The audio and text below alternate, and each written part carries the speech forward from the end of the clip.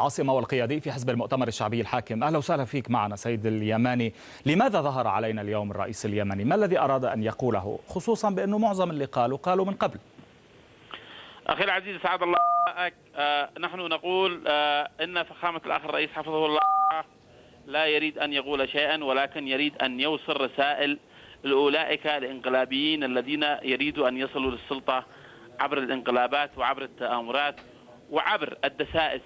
أخي العزيز، أنا أقول لك إن انعقاد المؤتمر الوطني للقبائل اليمنية مثل استجابة للضرورة الوطنية أمام ما أقدم عليه الشيخ صادق الأحمر، والذي أراد وهو يدرك جيدا أن من يقف معه من القبائل في مؤتمره لم يتجاوز عدد أفرادها حقيقة ثغله وزعامته القبلية.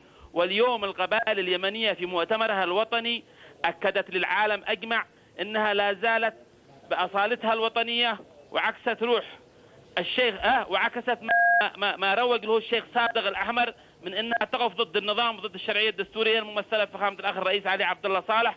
فقد أكدت اليوم في مؤتمرها الوطني أنها تلتف حول فخامة الأخ الرئيس حفظه الله ورعاه. نعم، بس الآن المشكلة أمامكم سياسيا المجلس الانتقالي اللي من المفترض أنه يعلن عنه غدا من قبل المعارضة، اللي قال الرئيس اليمني اليوم أنه بعض منها طالبان. من طالبان اليمن في المعارضة؟ أخي العزيز، دعني أولا للتوضيح للصورة لك وللمشاهد الكريم. على الأخوان في المعارضة وفي أحزاب اللقاء المشترك أن يعوا جيدا إن زمن الانقلابات في اليمن انتهى ولا إلى غير رجعة. هذه العناصر المتطرفة الذي يتحدث عنها فخامة الأخ الرئيس حفظه الله ورعاه المشير علي عبد الله صالح يعلمها كل اليمن. هذه العناصر. طب أنا مش ابن اليمن، أنا ما بعرفها. مين طالبان اليمن؟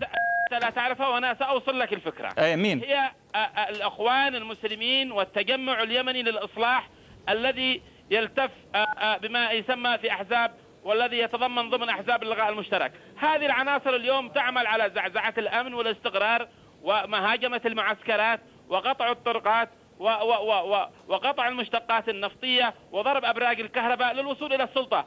عليهم أن يعوا جيدا إذا أرادوا الوصول إلى السلطة، عليهم أن يحترموا إرادة الشعب، وعليهم أن يحترموا القبيلة اليمنية التي أكدت للعالم أجمع من أنها ما زالت تلتف حول فخامة الأخ الرئيس وحول الشرعية الدستورية، ولن نسمح بأي تمادي على مؤسسات الدولة، وسندافع عن مؤسسات الدولة وعن أمن واستقرار البلد بكل ما أوتينا من قوة، ولن نسمح بأي تجاوزات لهذه العناصر خارجة عن النظام والقانون. عليها أن تعي جيدا أبناء الشعب هو من سيتصدى لكل المؤامرات التي يحاولوا من خلالها الوصول إلى السلطة.